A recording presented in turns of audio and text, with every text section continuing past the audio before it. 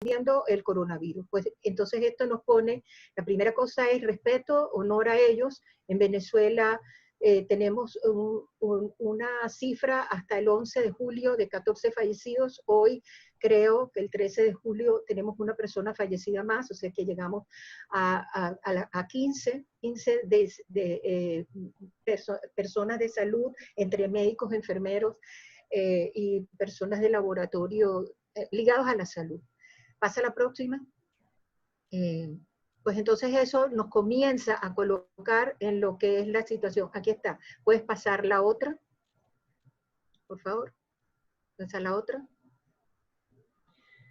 Entonces esto nos trae un poco a esa parte que hablamos de un poco qué es lo que está sucediendo con el médico que tiene que atender, que es la primera línea o casi la primera línea, médico, enfermera, todo personal de salud que tiene que estar. Yo conseguí varios estudios, algunos estudios en Europa y algunos estudios en Venezuela unos relacionados directamente con coronavirus y otros no. En la Universidad Complutense de Madrid, Lourdes Briceño Moreno y Jesús Martín García, en un estudio de 1.200 médicos, encontraron algo más del 50% de síntomas depresivos en los médicos que atendían pacientes por coronavirus. Y un 53% de esos 1.200 médicos tenían síntomas de estrés postraumático. Lo que podemos decir que incluso, no solo que tenían síntomas depresivos, sino que además estrés postraumático podía estar solapado en un mismo médico, pues dos elementos que tenían. El estrés postraumático lo mencionó el doctor Lespinace, pero habla de síntomas de despersonalización, de reviviscencia de los traumas, ¿verdad? Parece que estoy aquí tratando de reviviscencia de los traumas, como flashbacks, pesadillas, pensamientos aterradores, evasión, lugares de pensamiento, hipervigilancia, ¿verdad? Y síntomas cognitivos como problemas para recordar y los sentimientos y afectivos como los sentimientos de culpa y remordimiento después de uno o más eventos traumáticos. Entonces, ¿en qué concluye la Universidad Complutense de Madrid? Que ellos tienen un personal que después incluso de que pasa la oleada de contagios, ellos tienen un personal que va a estar dañado, que va a estar afectado, seriamente afectado, y que no va a tener una capacidad de respuesta si se presentara una segunda oleada de contagio. Pasa la próxima, por favor. Ok. En la Universidad Católica de Milán, estos son los dos países que han tenido mayor casuística en Europa y que tuvieron esta cantidad de casos y médicos afectados, muertos, enfermos y recuperados también, y algunos asintomáticos que estuvieron en primera línea. Entonces, en Milán, que es uno de los lugares donde estuvo el principal foco, 7 encontraron en este estudio, 7 de cada 10 profesionales de salud estaban extenuados, agotados. El agotamiento es uno de los síntomas que vamos a ver de lo que es el burnout, pero también de lo que llamamos el síndrome de estrés postraumático. 9 de cada 10 tenían síntomas de estrés agudo, es decir, que en ese momento estaban sintiendo taquicardia, irritabilidad, insomnio, sensación de angustia permanente y de inquietud permanente, ¿ok? Que sentían a mayor estos médicos tenían mayor irritabilidad, mayor cantidad de problemas de sueño, incluso terrores nocturnos. ¿Y por qué era esto? También lo mencionó en la población general el doctor Lespinace, por la incertidumbre, es decir, no saber qué va a pasar, no saber qué va a suceder, qué es lo que van si se van a contagiar o no se van a contagiar, tienen miedo si se van a morir o no se van a morir, si se van a complicar o no se van a complicar. Por sobrecarga de trabajo, el trabajo se hace en un momento determinado casi insoportable, sobrepasa, precisamente parte de la cuarentena es para que no se saturen los servicios de salud, pero también porque no hay personal suficiente que cubra la demanda cuando están en la fase exponencial de contagios y de enfermedad. Y las difíciles de condiciones, es decir, muchas veces no tenían tiempo para comer, no tenían tiempo para dormir, no tenían tiempo para descansar y no había suficiente material de protección, ¿ok? Contra el contagio. Pasa a la siguiente, por favor. En Francia, una asociación de apoyo sanitario dice que tenían más de 70 llamadas que era de apoyo al personal sanitario, más de 70 llamadas diarias con serias implicaciones, en algunas de ellas con serias implicaciones e ideas suicidas. En Bélgica, el doble de los profesionales de salud que lo usual estaban pensando en abandonar la profesión. Y el cuádruple se había cuadruplicado el nivel de infelicidad de estos profesionales de la salud en comparación con su nivel habitual. Luego estamos hablando de la necesidad de abandono, de la saturación, y en Venezuela, aunque esto no fue hecho durante el coronavirus, esto es una muestra, el estudio se llama Prevalencia del síndrome de burnout en médicos residentes venezolanos y su relación con el contexto de la crisis sanitaria. Se habló con el contexto de la crisis, lo cual habla un poco de lo que es nuestra realidad. A la crisis sanitaria se agrega ahora el asunto de la pandemia. El trabajo lo realiza, es su trabajo de tesis de grado para graduarse de psicóloga en la Universidad Complutense de Madrid, es muy reciente, lo presentó ahorita en este año, es la hija del doctor Mario Patiño y de nuestra querida doctora Elizabeth Hernández de Medicina Interna, jefe de servicio y unos jefe de departamento, en una muestra de 82 médicos residentes en diferentes hospitales. El 20.7% presentó un nivel alto de burnout. El burnout es un síndrome que tiene que ver con problemas, ¿verdad?, de desgaste, que habla de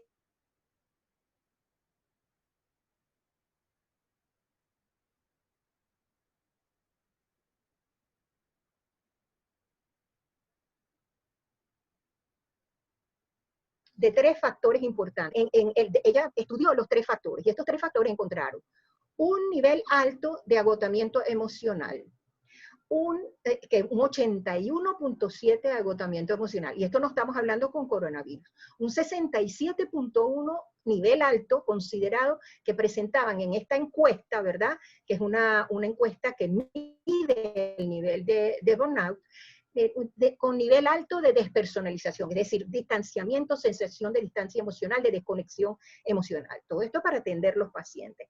Y un 34.2%, que es un nivel medio de realización personal. ¿Por qué estaba disminuido el asunto por qué era un nivel medio de realización personal? Porque eran residentes que de alguna manera sentían que estaban haciendo su posgrado y que los problemas, pues, de falta de medicinas y de falta de equipos, de insumos, y el estado de las instalaciones de los hospitales, de alguna manera no estaban relacionados con esto. Entonces, esto fue medido en varios hospitales, los residentes de medicina. Hay un trabajo que tenemos nosotros ahora en la Cátedra de Psiquiatría en elaboración, que lo están elaborando la doctora María Alejandra Pulido Febres y el licenciado Manuel Rodríguez.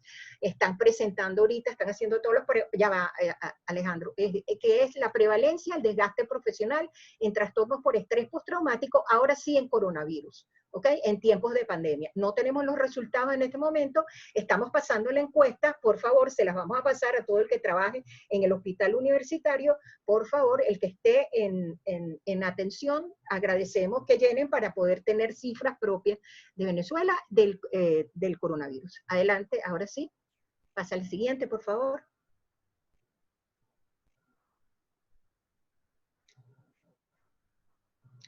Ajá. Todo esto hace esta es una imagen, pasa a la siguiente, esto es para entender un poco qué es lo que está pasando. Muchos de ellos pierden el cabello, piensan en la familia, es decir, ¿cuáles son los factores principales de desajuste emocional en el personal de salud?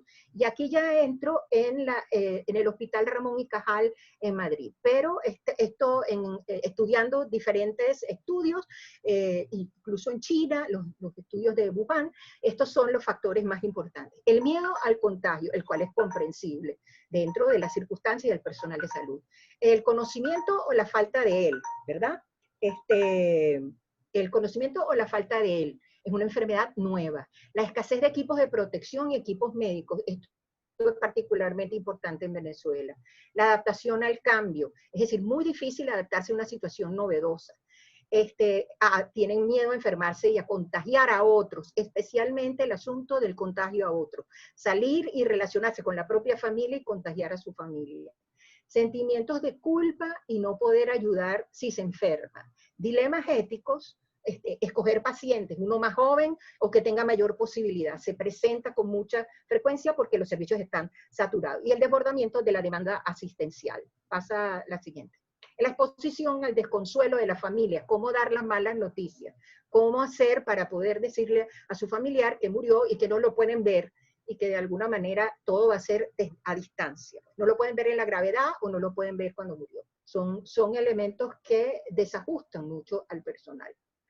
En las experiencias anteriores se encontró que había una mayor frecuencia en las reacciones, esto produce entonces una mayor frecuencia de reacciones de rabia, angustia y frustración, lo que se llama el trastorno de estrés postraumático, el estrés agudo, alteraciones físicas y cognitivas que son en el momento, el postraumático es un tiempo después, y el síndrome de burnout, que se me olvidó ponerlo ahí en la lámina, pero del cual ya hablamos en este estudio.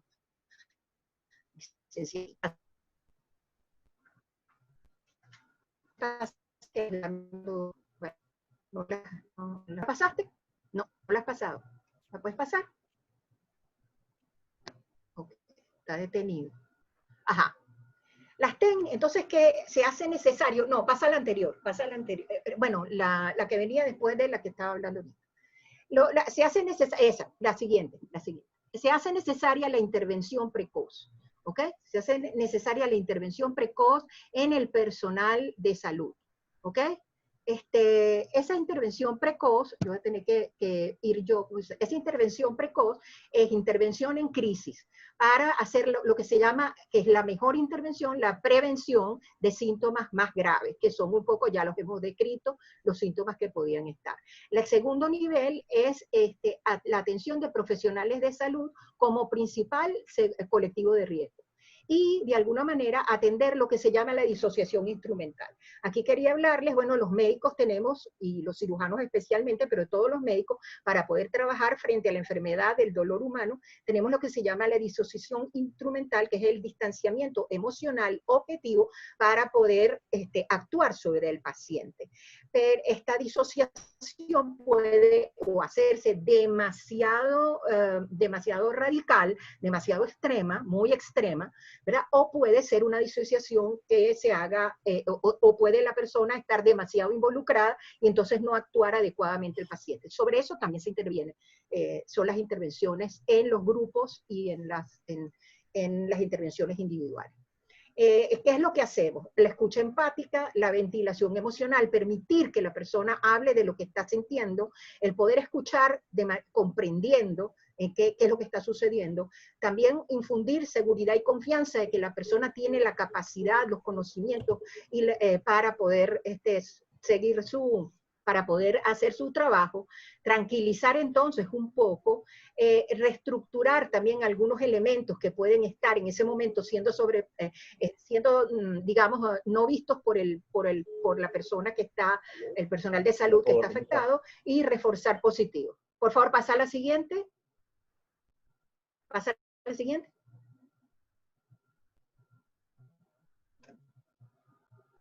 Ok, nosotros, ¿cuáles son las pautas que le decimos a un personal de salud que está antes de acudir a los grupos que nosotros tenemos y todo esto?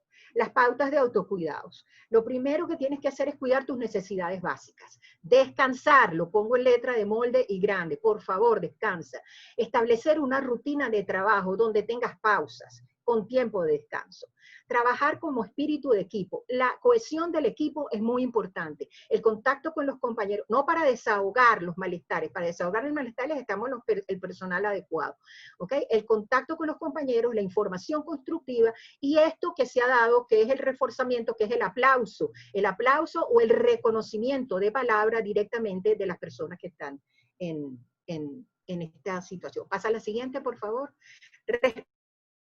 Respetar las diferencias dentro del equipo. Los elementos de mucha tensión van a hacer que puedan haber conflictos dentro del equipo. Respetar las diferencias es un elemento primordial. El contacto, desconectarse, mantener un contacto, si sea online o por teléfono con los seres queridos. Acudir a fuentes de información objetivas y confiables. Limitar la exposición, es decir, no crean en bolas, ¿estamos claros? Limitar la exposición a medios de comunicación y redes sociales. Corten el teléfono un ratito, por favor. La autoobservación, ser conscientes de las emociones que tenemos, sea las consideremos positivas o negativas. Tenemos que estar conscientes de qué es lo que estamos sintiendo y por qué lo estamos sintiendo. Si no podemos hacerlo, tenemos que buscar ayuda. Saber entender el límite de lo que es normal de lo que es patológico. ¿Qué es lo que es patológico? Cuando empiezo a tener alteraciones del sueño, tristeza prolongada, recuerdos intrusivos, sentimiento casi permanente de desesperanza y alteración del funcionamiento laboral. A ver, pasaron, que ya estoy terminando. Que dice, bueno, efectivamente te has enfermado de las cosas que nunca dijiste. Pasa a la siguiente.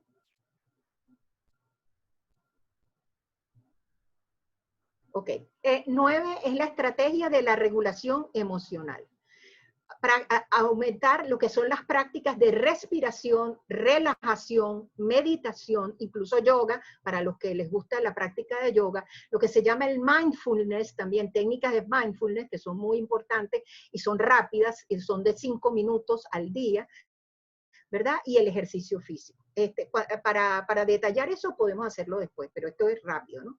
Después la reestructuración cognitiva. Si hay ideas obsesivas, de alguna manera trabajar esas ideas, por qué se presentan, aprender a aceptarlas, eso les recomiendo que esta reestructuración la hagan con un profesional. Entender que incrementar el sentimiento de autoeficacia. Lo que hago es útil y reconocer los propios límites. Pasa a la siguiente, porque ya estoy terminando. Permítete pedir y recibir ayuda, por favor. Los médicos somos muy difíciles para pedir ayuda. Estamos muy acostumbrados a ser autosuficientes. En esta situación y con la situación que tenemos en el país es muy importante que pidan ayuda. Pasa a la siguiente. Creo que ya estoy terminando. Estos son los grupos que tenemos en el servicio. Tenemos estos grupos donde pueden escribir al servicio de psiquiatría huc@gmail.com, ¿verdad? Y que es un correo, y allí nosotros tenemos diferentes grupos de ayuda, pero también estamos implementando algunos grupos, unos grupos de ayuda especial en diferentes servicios, y para los estudiantes también. Se nos pueden acercar al servicio de psiquiatría para pedir información. Sigan adelante, creo que ya es la lámina final. Muchas gracias. Y los aplaudo, personal de salud, los aplaudo. Bueno, vale, Diana, muchísimas gracias. Yo estoy con un ataque de ansiedad, de miedo, estoy tratando de hacer ejercicio porque el grado de interrupción que he tenido por mi internet ha sido muy grande y la conectividad ha sido bastante mala en relación a otros días. Pero afortunadamente pude escuchar tu charla. Así que bueno, te agradezco enormemente toda la cantidad de conceptos que hemos hablado. Entonces, como veníamos diciendo, yo creo que ahorita es una oportunidad para poder hacer preguntas y respuestas. Tanto Robert Lespinace como la doctora Diana Rísquez nos acompañan. Los dos están ahorita en volumen, voy a permitir hacer las preguntas. No sé si María Alejandra está por ahí, María ¿Puedes Alejandra? desconectar la presentación, Alejandro? ¿Puedes desconectar la presentación? Sí, la voy a desconectar. Dame un segundo. Así, ¿no? Ok. Perfecto. Ok, yo voy a abrir también mi video y déjame ver si está María Alejandra. ¿Puedes hablar, María Alejandra? Vamos a ver, que le estoy permitiendo a ella. Bueno, te tengo dos preguntas, Diana. Primero, para empezar. La primera pregunta es, mencionaste dos cosas. Una cosa era pensamiento intrusivo. Y la otra era, dime cómo hacemos cuando la conectividad es tan mala que no nos permite estos momentos de acercamiento. ¿Cómo hacemos para manejar? Yo estuve respirando, me moví, hice de todo para ver si podía sentirme mejor, pero realmente definitivamente ayuda. Pero bueno, háblanos sobre el pensamiento intrusivo y sobre, si quisiera que resaltaras cómo puedes ayudar a las personas que quieran y sientan necesidad de buscar ayuda. ¿Ok? ¿Cómo podemos hacer? Sí. Bueno, la primera cosa, pensamientos intrusivos, de manera semiológica las llamamos ideas fijas. Ideas fijas o pensamiento que puede preceder o no lo que se llama el pensamiento obsesivo. ¿Estamos claros? Okay. Es decir, son ideas que tienen una fijeza más allá de lo normal y que no sé que estoy pensando en algo con demasiada frecuencia y no me siento que no controlo el que esa idea se presente. Una idea, por ejemplo, es mi paciente se va a morir, o yo no voy a estar en el momento, no voy a tomar la acción adecuada para que mi paciente pueda mantenerse en el respirador o en la situación de condición de, o sea, es decir, eso puede tener cualquiera, o mi familia se va a enfermar, o yo voy a contaminar a los demás. ¿Verdad? Eso puede ser un ejemplo típico de ideas obsesivas que se presentan en el personal de salud. Me voy a contagiar y voy a contagiar a mi familia. Y tú no puedes controlarlo. Por más que tú razones, esa idea se presenta a lo largo del día y molesta y angustia mucho a la persona. Entonces, esa idea intrusiva se trabaja. ¿Estamos claros? Es una de las que produce mayor desgaste y mayor malestar para la persona. Incluso puede producir insomnio porque la persona se queda pensando. ¿Ok? Entonces dice, yo no puedo con la pensadera. No puedo desconectarme para dormir. Esto es parte de lo que se produce con el personal de salud. ¿Cómo pueden acudir para ayudarnos a nosotros?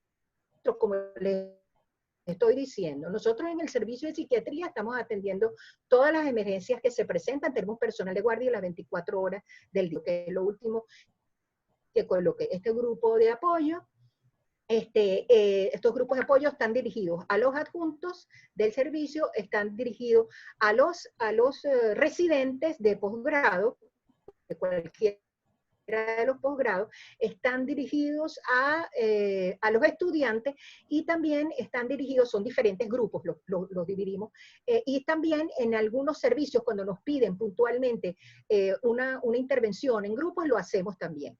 En este momento estamos estructurando, pero depende si nos van a dotar de material de protección o no, el hecho de ir a ver a los pacientes afectados de coronavirus y al personal que está en primera línea atendiendo coronavirus en el momento que la situación se comience a poner. Pero para eso necesitamos que nos garanticen los EPP. ¿Okay? Voy a preguntar una cosa rapidito. ¿En qué espacios lo están haciendo? ¿En qué espacios físicos están elaborando esas reuniones? Los grupos virtuales, los grupos son virtuales, excepto el grupo de los empleados, que nuestros residentes al terminar la guardia hacen los grupos con los empleados que se quieran acercar para poder ventilar la situación. ¿Ok? La atención directa a coronavirus, de tener los equipos adecuados y el personal, grupos de apoyo son grupos virtuales, por Zoom, por plataforma Zoom. Y nos pueden escribir a servicio de psiquiatría huc@gmail.com. Allí es donde estamos. Mira, había una pregunta por aquí, puede responder o Robert o tú, cualquiera de los dos, que hablaba sobre el síndrome del burnout, del quemado, pues, ¿no? Del colapso. Sí. Bueno, si quieres hablas tú y después le damos espacio al doctor Robert para que complemente. Adelante, Diana. Sí, el síndrome de burnout habla de un agotamiento que es un concepto nuevo y no ha pasado va a pasar como patología, ya está aceptado por la Organización Mundial, porque ha tenido ciertas colisiones con lo que es el estrés agudo, el estrés postraumático, pero lo interesante de esto es que está directamente ligado, es un síndrome, está directamente ligado a el estrés laboral, es un agotamiento mental, emocional y físico causado por el trabajo, no solo en el personal médico, sino en cualquier ambiente laboral. Esto se encontró en las empresas, se encontró en todas las grandes instituciones y organizaciones. Se miden, hay una escala, ¿verdad? Que es el Maslach Burnout Inventory, que tiene 22 enunciados y 3 aspectos. Los 3 aspectos que se investigan son el agotamiento o cansancio emocional. La escala de despersonalización, que es esto, como un sentimiento de que estoy frío, nada me importa, más bien me estoy distanciando. Eso para un médico es tremendo porque ni tanto, ni mucho, ni tampoco, ¿verdad? Y en la escala de realización personal, la persona se siente cansada, estancada y se quiere ir. Esos son los 3 elementos que se miden en esa escala y que tienen que ver, porque son 3 aspectos muy importantes de lo que es el síndrome de burnout. No sé si queda contestada. Gracias, Diana. El doctor Robert Espinace, y también me gustaría, Robert, que dentro de la clasificación internacional de enfermedades, siempre el área de la psiquiatría se ha mantenido, ¿verdad?, con un espacio diferente, inclusive el clasificador es mucho más extenso. ¿Nos puedes comentar algo sobre eso? Pues, primero sobre el síndrome de burnout, cualquier otro comentario que haya hecho la doctora Diana y, por favor, la clasificación de enfermedades, especialmente en el área de la psiquiatría y la enfermedad mental. ¿Alguna cosa que nos quieras comentar sobre eso? Adelante, Robert. Bueno, excelente la explicación que dio Diana, es excelente porque es el síndrome, incluso la traducción es del quemado, ¿no? Es la persona que no rinde porque su estado de excesivo agotamiento laboral va a producir un bloqueo total y la persona pues no está en condiciones de desenvolverse laboralmente y está como quemado, pues el cerebro quemado. Y la psiquiatría es muy interesante porque tiene una serie de apartes muy definidos, sobre todo pues lo que es la parte psicótica, lo que es la parte neurótica y lo que por supuesto está más vinculado a lo que a las vivencias que se tienen es decir, a las vivencias que se suceden en las personas. Hoy en día el venezolano está en unas condiciones muy particulares porque no solamente tenemos ahorita la condición vivencial de una pandemia, sino que esa pandemia está, es decir, incrementado su efecto negativo en, las medidas que se utilizan para contrarrestar la pandemia, las medidas de cuarentena, tienen unos ingredientes adicionales como son la carencia de servicios públicos, la imposibilidad de estar adecuadamente en un ambiente cerrado, que encima de eso confinado, donde tenemos una serie de limitaciones, pero se añade la carencia de luz eléctrica, la carencia la carencia de agua, la carencia de gasolina, la carencia de una cantidad de elementos, incluso de distracción, porque hasta la televisión pues se nos impide, y el internet que nos impide la calidad, la mala calidad nos impide la comunicación y la interrelación. Todos estos factores nos aíslan demasiado y nos afectan mucho más. Evidentemente ahorita estamos sufriendo una situación donde los elementos más que todo ansiosos son los que predominan. En los cuadros derivados de esta pandemia predominan 2 elementos fundamentales, que es la ansiedad y la depresión. Por supuesto, estos dos elementos son sumamente, están muy presentes y han contribuido enormemente a dañar o a deteriorar más la posibilidad de tolerar esta situación que cada vez se hace más difícil, a diferencia de otros países. El éxodo que se ha producido en nuestra población ha determinado también mucha gente sola, muchos ancianos solos, que están ígrimamente solos, porque ni siquiera, aún teniendo los recursos económicos que se les puedan mandar desde afuera, están viviendo personas de la tercera edad en condiciones de aislamiento total y por supuesto sin tener a alguien con quien ni siquiera hablar. También las familias separadas, estas situaciones en donde los padres están en un sitio porque están buscando recursos para mantener a la familia acá. Y todo este éxodo ha traído elementos adicionales a esta situación. Y la gente que está fuera, que muchas veces creemos que está mejor que nosotros, no. La soledad es terrible para ellos, tanto adentro como fuera. Son elementos adicionales a las condiciones emocionales que en estos problemas de pandemia se añade adicionalmente esa soledad tan terrible que lamentablemente a veces no percibimos en la intensidad que lo sufren las personas. Y el otro factor que es adicionalmente una hiperinflación que consume todo y que hace que las personas se desesperen enormemente. ¿Por qué? Porque sencillamente no tienen los recursos mínimos necesarios, ni siquiera para poder comprar un medicamento. Esto, y ni tampoco para darle de comer a los niños. Yo siempre he planteado que esta pandemia está ocultando la terrible mortandad que existe por desnutrición en nuestra población, que es tan grave como la situación de pandemia que estamos sufriendo. Pero la hemos dejado de un lado porque de alguna manera no es lo que llama la atención, pero que es el elemento más grave que está afectando a nuestra población. La condición emocional es fundamental. Robert, lamentablemente tengo que trancar. Hay varias preguntas que quedaron sin responder porque creo que no hay posibilidades de volver a renovar la banda, ¿no? Pero muy agradecido a la doctora Diana Enríquez, al doctor Robert Espinace y a todos los que participaron con sus preguntas.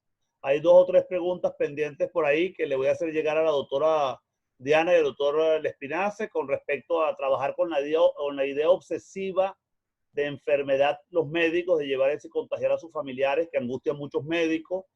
También tenemos el personal que está atendiendo los cercos epidemiológicos, que si requiere algún tipo de atención especial.